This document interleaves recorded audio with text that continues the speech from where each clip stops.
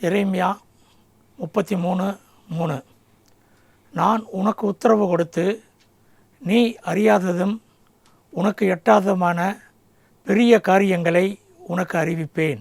கிறிஸ்துவில் அன்பானவர்களே, இரட்சகர் மீட்பெருமாகிய இயேசுவின் நாமத்தினால அன்போடு வாழ்த்துகிறோம், ஆசீர்வதிக்கின்றோம்.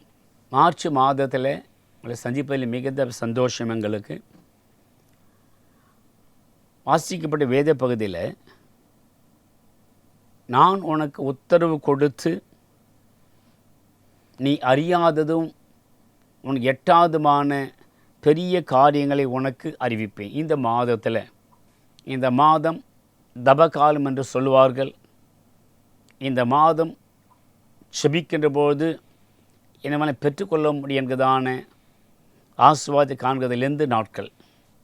இந்த லெந்து நாட்களில் என்னை நோக்கி கூப்பிடு. பரிசுத்த உபவாச நாட்கள்.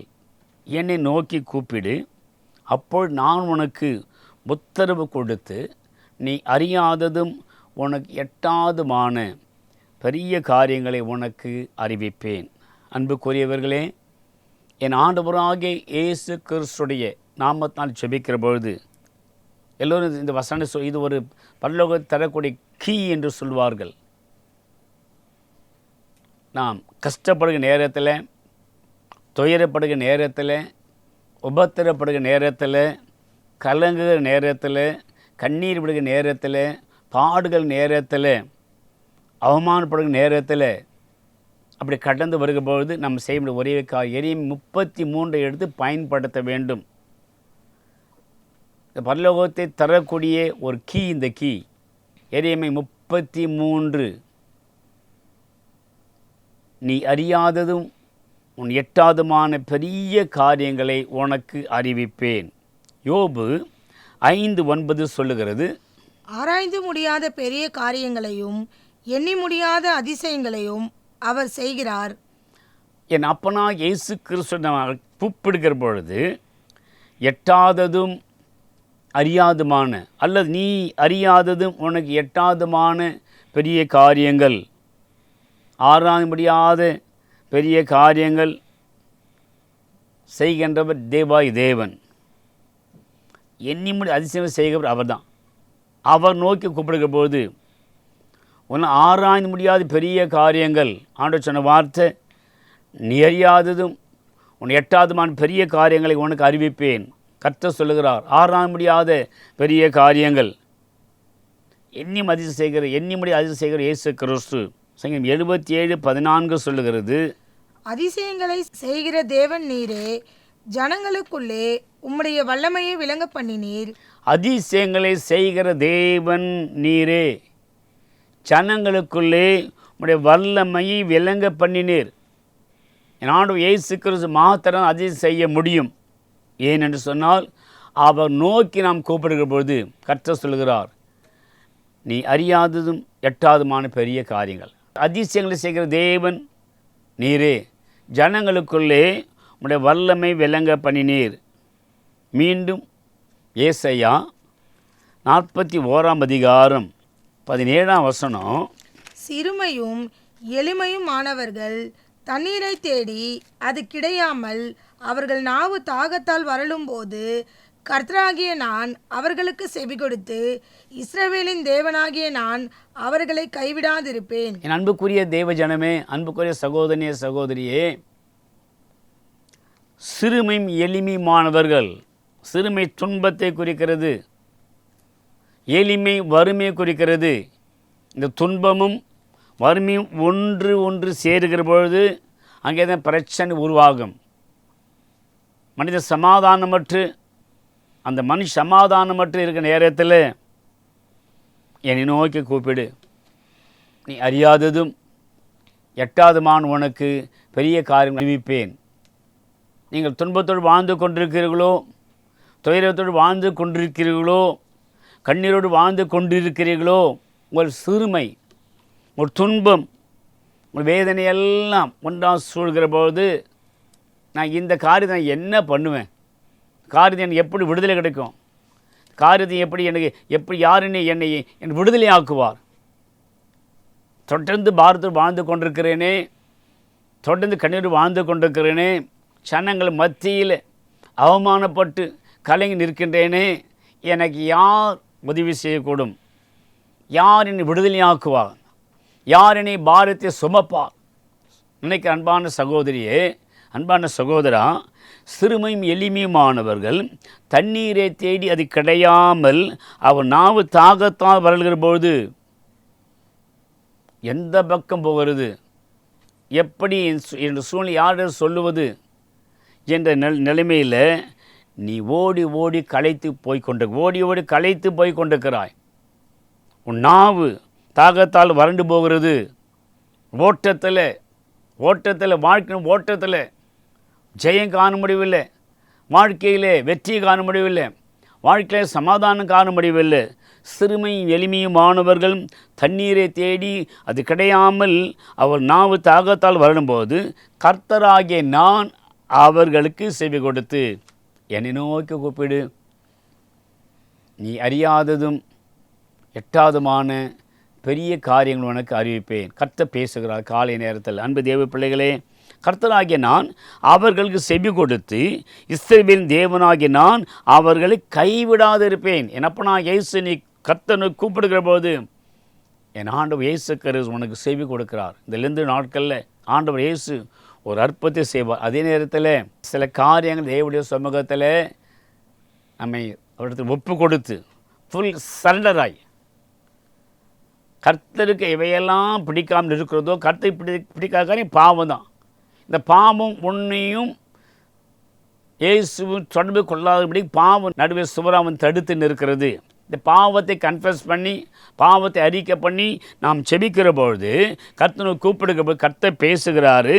கர்த்தராகிய நான் அவர்களுக்கு செவி கொடுத்து இஸ்ரவேலின் தேவனாகி நான் அவளை கைவிடாதிருப்பேன். இந்த நாளில் ஆண்டவர் இயேசு கிறிஸ்து, மகனே மகளே, கைவிடவே மாட்டேன், ஆனாலும் நான் கைவிட மாட்டேன் ஆண்டு சொல்லுகிற போது நீ விட வேண்டிய பாவங்கள் ஏராளம் இருக்குது. நீ விட வேண்டிய பாவங்கள், விட வேண்டிய காரியங்கள் ஏராளம் கூட இருக்கிறது. பாவம் இருக்கிற வரையிலும், என்னை பிடிக்காத காலம் செய்கிற வரையிலும் உன்னுடைய கூப்பிடுதலை நான் கேட்க மாட்டேன், நான் செவி கொடுக்க மாட்டேன். அன்பு தேவ ஜனமே, என் ஆண்டவர் இயேசு கிறிஸ்து மீண்டும் பேசுகிறார்.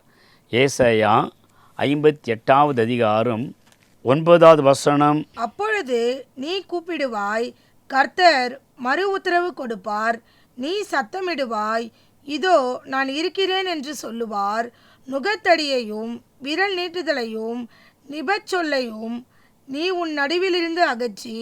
அன்புக்குரிய தேவ ஜனமே, உன்னுடைய பிரச்சனை நேரத்தில், துன்பத்தின் நடுவில், துயரத்தின் நடுவில் நீ கடந்து வந்து கொண்டிருக்கிற பொழுது, அப்பொழுது நீ கூப்பிடுவாய், கர்த்தர் மறு உத்தரவு கொடுப்பார். இதிலிருந்து நாட்களில் எப்பனா இயேசு கிறிஸ்து ஒவ்வொரு நாளும் அறிக்கை பண்ணி ஜெபிக்க தேவனுடைய சமூகத்தை கண்ணி விட்டு ஜெபிக்க கர்த்தர் பெரியமான காரணம் அகற்றிவிட்டு ஜெபம் பண்ண என் ஆண்டவர் இயேசு கிறிஸ்து உனக்கு மறு உத்தரவு கொடுப்பார். அது மாத்திரமல்ல, நீ சத்தமிடுவாய், இதோ நான் இருக்கிறேன் என்று சொல்லுவார். நீ சத்தமிடுவாய், அப்பனா இயேசு கிறிஸ்து நான் இருக்கிறேன். அன்றைக்கு அடிமைப்பட்டு கிடந்த இஸ்ரவேல் ஜனங்களை மீட்டெடுப்பதற்கு, எகிப்து தேசத்திலிருந்து அந்த மக்களை மீட்டெடுப்பதற்கு என் அப்பனாகிய கர்த்தர் மோசேயை தெரிந்து கொள்கிறார். மோசேயை தெரிந்து கொண்ட பொழுது மோசே இஸ்ரவேல் ஜனங்களுக்கு கர்த்தர் அனுப்புகிறார். நேரத்தில் மோசேயை கேட்க கர்த்தர்கிட்ட, ஆண்டவரே, ஏற்கனவே என் பேர் என் மக்கள் நம்ப மாட்டாங்க, நான் அரண்மனையில் வாழ்ந்தவன், அந்த அரண்மனையில் வாழ்ந்தாலும் அன்னித்திய சந்தோஷம் விட்டு நான் துறவி போல் வாழ்ந்திருக்கேன், ஜனங்கள் தெரியாது. அரண்மனையில் வாழ்ந்தாலும் கூட நான் உமக்கு பிரியமான மகனாய் வாழ்ந்திருக்கேன் உமக்கு தெரியாது, அவங்களுக்கு தெரியாது. ஆனாலும் என்னுடைய மக்களை எகிப்தியன் அடித்த போது நான் எகிப்தியனை கொன்று போட்டேன், இதுதான் என் மக்களுக்கு தெரியும். நானும் இந்த 40 வருஷம் பயந்து போய் வெளிநாட்டில் இருந்துட்டு மாமனார் வீட்டில் இருந்துட்டு மீண்டும் சொந்த ஊருக்கு வந்திருக்கிறேன். சொந்த ஊருக்கு வருகிற போது என் சொந்த மக்களை பார்ப்பு என்னை அனுப்புகிறீர். அப்படி அவர்களிடத்து நான் செல்லுகின்ற பொழுது உன்னை அனுப்பினது யார் என்று கேட்டான். என்ன செய்வேன்னு சொல்லி மோசே உம்மிடத்தை கேட்டபொழுது மோசே கேட்க, ஆண்டவரே என் மக்களுக்கு அனுப்புகிறீங்களே. யாத்திராகமம் 3ஆம் அதிகாரம் 13ஆம் வசனம். அப்பொழுது மோசே தேவனை நோக்கி, நான் இஸ்ரவேல் புத்திரரிடத்தில் போய் உங்களை பிதாக்களுடைய தேவன் உங்களிடத்தில் என்னை அனுப்பினா என்று அவர்கள் சொல்லும்போது அவர் நாமம் என்ன என்று என்றதை கேட்டால் நான் அவர்களுக்கு என்ன சொல்லுவேன்? உன்னை அனுப்பின நாமம் என்ன, பேர் என்ன என்று கேட்டேன், என்ன சொல்லுவேன் என்று மோசே கர்த்தரை கேட்டபொழுது கர்த்தர் பேசுகிறாரு. 3:14 யாத்திராகமோ, அதற்கு தேவன் இருக்கிறவராக இருக்கிற என்று மோசே சொல்லி, இருக்கிறேன் என்பர் என்னை உங்களிடத்திற்கு அனுப்பினாய் என்று இஸ்ரவேல் புத்திரரோடு சொல்வாயாக என்றார். இருக்கவராகவே இருக்கிறேன், இருக்கவராக இருக்கிறேன். அந்த ஆண்டவர் இயேசு கிறிஸ்து சொல்லுகிறார், அப்போ நீ கூப்பிடுவாய், கர்த்தர் மறு உத்தரவு கொடுப்பார், நீ சத்தமிடுவாய், இதோ நான் இருக்கிறேன் என்று சொல்வார். நான் இருக்கிறேன், இருக்கிறவராக இருக்கிறேன். ஆண்டவர் இயேசு கிறிஸ்து, நான் இருக்கிறேன், நான் உன் கூட இருக்கிறேன், நான் கூட இருக்கிறேன், உன்னை விட்டு விலகுவதும் இல்லை, உன்னை கைவிடுவது, நான் உன் கூட இருக்கிறேன். ஏனா நீ தண்ணீரை தேடி தேடி ஓடி வந்து கொண்டிருக்கிறாய், தண்ணீரை தேடி தேடி ஓடி வந்து கொண்டிருக்கிறாய். நாக்கு வறண்டு போகிறது, ஐயோ என் தாகத்தை யார் தீர்க்க முடியும் என்று சொல்லி கலங்குற பொழுது என் ஆண்டவர் சொல்கிறாரு, இது நான் இருக்கேன் என்று சொல்லுவார். அது மாத்திரமில்லை, நுகத்தடியையும் வேற நீட்டுதலையும் நிபச்சொல்லி உன் நடுவில் அகற்றுவார்.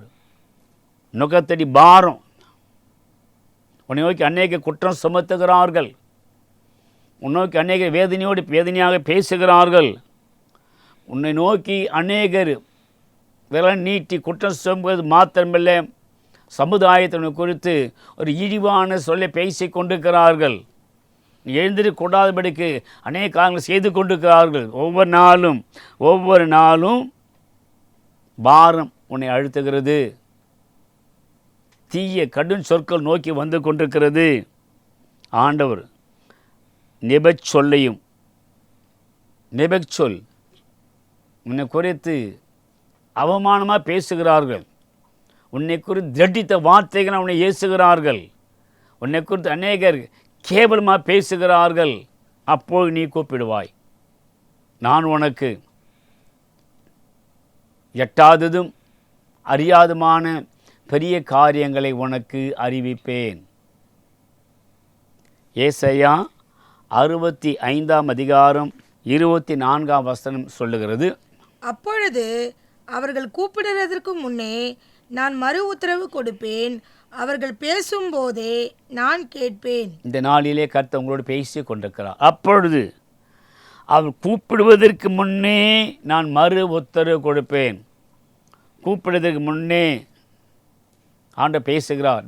இந்த நாளில் நேரத்தில் நீங்கள் கூப்பிடுவதற்கு முன்பதாகவே என் அப்பனாகிய இயேசு கிறிஸ்து மறு உத்தரவு, நீ பேசுவதற்கு முன்பதாகவே, நீ அழைப்பதற்கு முன்பதாகவே என் அப்பனாகிய இயேசு கிறிஸ்து அந்த காரியத்தை பேசி கொண்டிருக்கிறார். அப்பொழுது அவர்கள் கூப்பிடுவதற்கு முன்னே நான் மறு உத்தரவு கொடுப்பேன், அவர்கள் பேசும்போதே நான் கேட்பேன், பேசும்போதே கேட்பேன். அன்பு தெய்வ ஜனமே, நீங்கள் நான் பேசும்போது கேட்கிற தேவன் இயேசு ஒருவர் தான், அவர் ஒருவர் தான், இயேசு ஒருவர் தான். நீங்கள் மனைவியும் துயரமாக பேசிகிட்டு இருக்கலாம், அது பிள்ளைகளுடன் வேதனையோடு பேசிகிட்டு இருக்கலாம், அது தாய் தகப்பனோடு வேதனையோடு பேசிக்கிட்டு இருக்கலாம், இந்த கஷ்டத்தோடும் நீ பேசிக்கிட்டு இருக்கலாம், கண்ணீரோடு பேசிக்கிட்டு இருக்கலாம். என் அப்பனா இயேசு எல்லாம் கத்த கேட்குறாரு.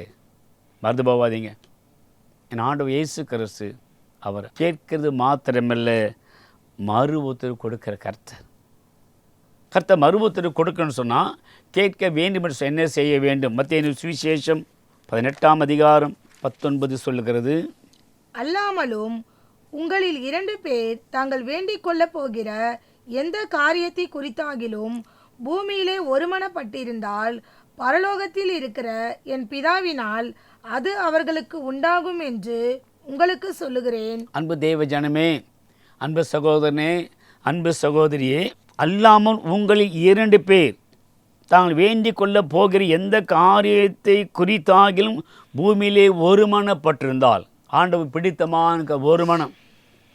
நீ பேசுகிற போது உன்னுடைய எண்ணம் இயேசுவோடு, உன்னுடைய உள்ளம் இயேசுவோடு ஐக்கியப்பட்டிருக்க வேண்டும். கனவு மணிமேசை ஜெபம் பண்ணலாம், பிள்ளைகளை குடும்பமாக ஜெபிக்கலாம், அல்ல சபையாக ஜெபிக்கலாம். எல்லாம் ஜெபித்து என்ன பெரிய ஒரு மனம் இல்லையே. எங்கே ஒரு மனம்னு விடுதலை உண்டு. உனக்கு புருஷனுக்கு ஒரு மனம் இல்லாமல் ஜெபிக்கிறீங்க, அது பதில் கிடைக்கல. பிள்ளைகளோட சேர்ந்து ஜெபம் பண்ணுற, அது நோ ஆன்சர். காரணம் ஒரு மனம் கிடையாது. ஒரு மனம் கிடையாது, விசுவாசம் கிடையாது.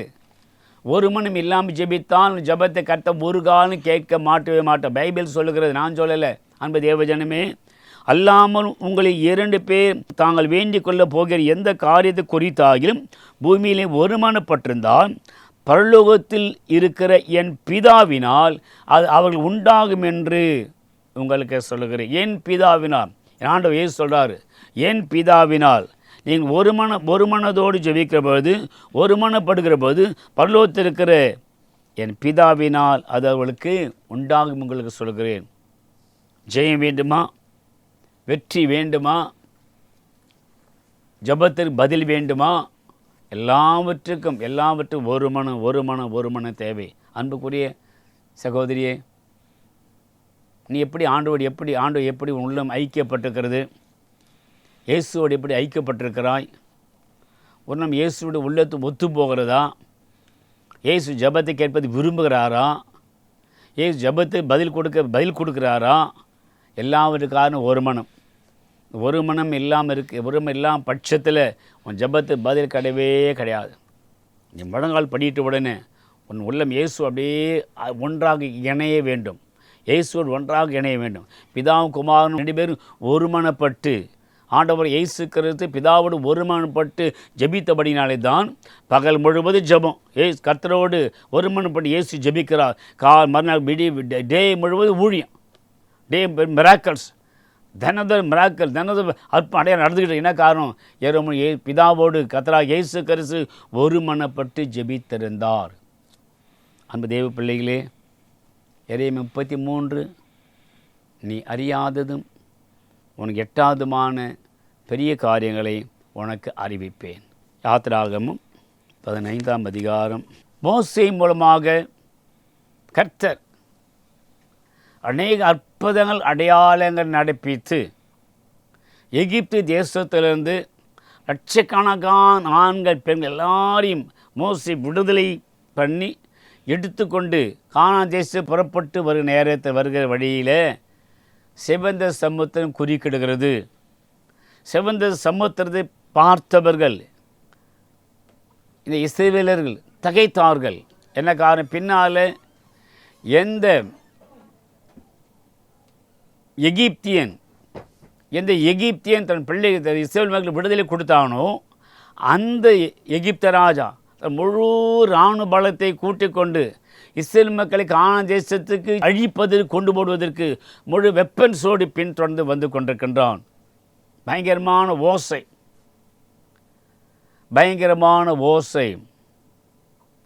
அன்புக்குரியவர்களே, இராணுவ தளவாடங்கள் நெருங்கி கொண்டிருக்கிறது. குதிரைகள் ஓடி வருகிற ஓசை, யானை ஓடி வருகிற ஓசை, ஒட்டங்கள் ஓடி வருகிற ஓசை, காலாடு ஓடி வரும் ஓசையெல்லாம் கேட்டப்போ இஸ்ரேல் மக்கள் ஜனங்கள் நடுங்குறான். ஐயோ என்ன ஆகுது? அப்படி பார்க்க பின்னாலே பயங்கரமாக இராணுவம் வந்து கொண்டு, முன்னாலே பார்த்தாலோ செங்கடல் அப்படியே பொங்கி கொண்டிருக்கிறது, அலை மும்முரமாக வீசி கொண்டிருக்கிறது. ஜனங்கள் தவிக்கிறார்கள்.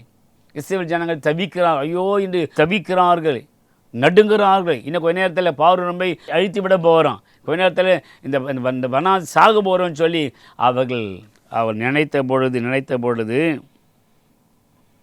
தேவனாய் கர்த்தர் மோசே வழியாக பெரிய அற்புதத்தை செய்தார். என்னை நோக்கி கூப்பிடு, எட்டாததும் அறியாதுமான பெரிய காரியங்களை நான் உனக்கு அறிவிப்பேன். ஸ்தோத்திரம். மோசே கர்த்தனை கூப்பிடு, ஆண்டவரே செவந்த சமுத்திரம் இதில் இருக்கிறது, பின்னால் பார்வோன் நெருங்கி என்ன செய்வது என்று கேட்டபொழுது என் அப்பனா இயேசுக்கர் மோசே நோக்கியும் கரங்கள் நீட்டி சமுத்திரத்தை இரண்டாக பிளந்து விடு. சமுத்திரத்தை இரண்டாக பிளந்து எட்டாததும் அறியாதுமான பெரிய காரியங்களை உனக்கு செய்வேன்.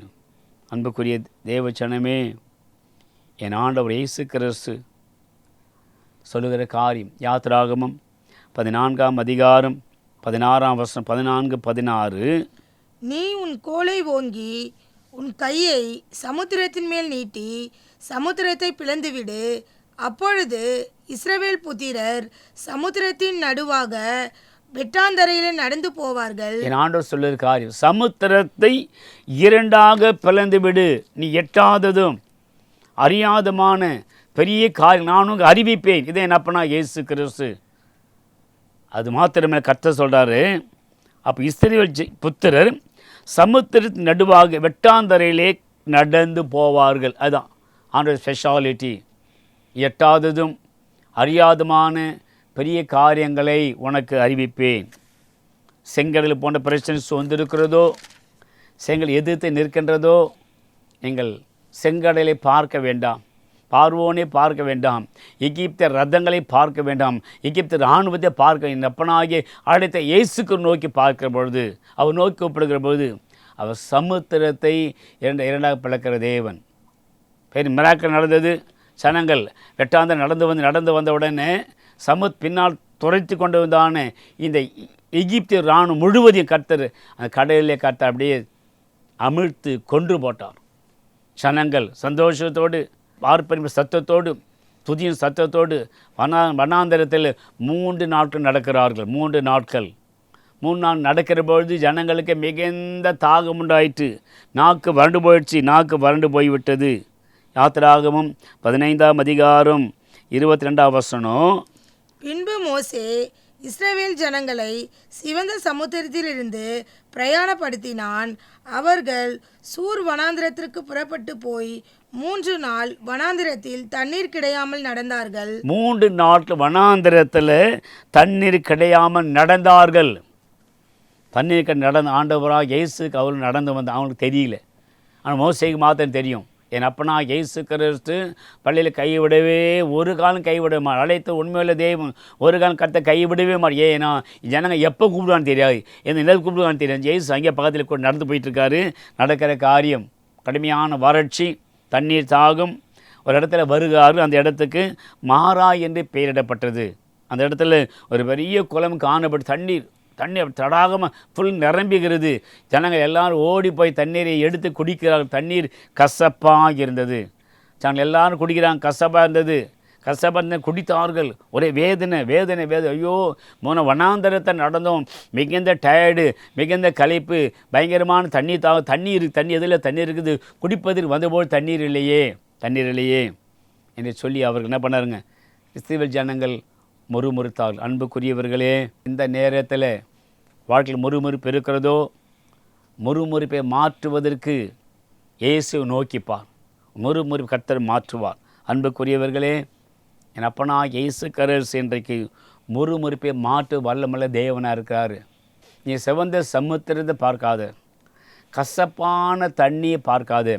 உன்னை அழைத்தவர் ஒரு இயேசு உண்டு. உன்னை அழைத்தவர் இயேசு கிறிஸ்து உண்டு. உன்னை அழைத்தவர் முன்குறித்தவர். ரோமர் நிருபம் 8ஆவது அதிகாரம் 30ஆம் வசனம்.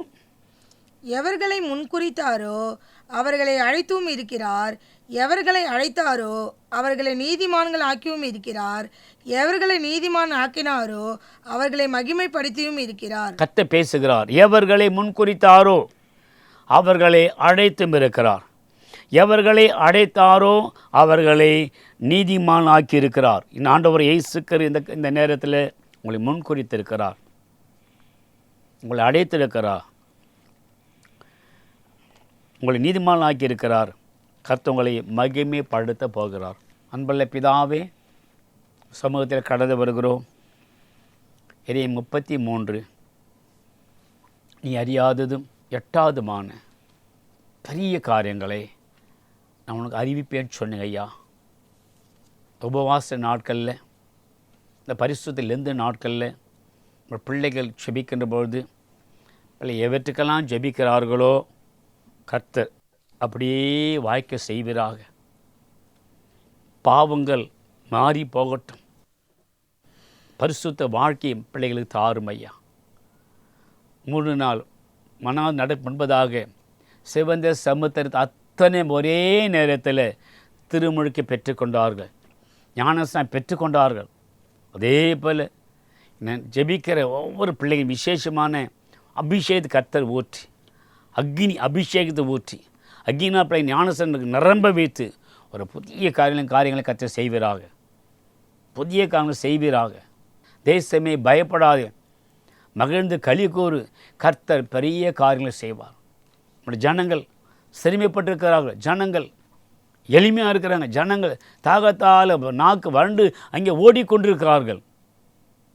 எவ்ரிடே நுகத்தடி சுமக்கிறார்கள். எவ்ரிடே நேராக விலை நீட்டப்படுகிறது.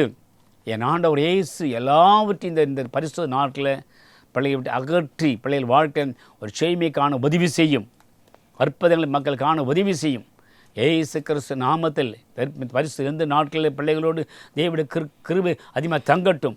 இயேசுவின் நாமத்தில் பிதாவே, ஆமே ஆமே. God bless you. கர்த்தர் ஆசீர்வதிப்பார். ஆமே. அன்புக்குரியவர்களே, கடந்த சில மாதங்களாக என்னோடய டெலிவிஷன் ப்ரோக்ராம் முடிந்த பிற்பாடு ஒரு சபையை குறித்து நான் அறிவிப்பு கொடுத்தேன். திருவண்ணாமலை மாவட்டம் செங்கம் பகுதியில் ஒரு ஏழை விசுவாசிகளுக்கு தான் சபையை கட்டப்படுவேன்னு சொல்லி அந்த சபைக்கு அஸ்திபாரம் பண்ணி ஜெபம் பண்ணி சில மாதங்களாக நாங்கள் டெலிவிஷன் வழியாக உங்களுக்கு அறிவிப்பு கொடுத்தோம். இந்த அறிவிப்பை கேட்டு அநேகர் உங்கள் ஜெபத்தினாலும் காணிக்கினாலும் உதவி செய்தீங்க. அந்த சபை இப்பொழுது கடந்த 26/1/22 அன்றைக்கு அந்த சபையில் ஒரு நாள் கூட்டத்தில் செய்தி கொடுக்க சென்றிருந்தேன். அந்த சபை வழி பொழுது அஸ்திபாரம் போடப்பட்டிருக்கிறது. பேஸ்ட் வலு வந்திருக்கிறது.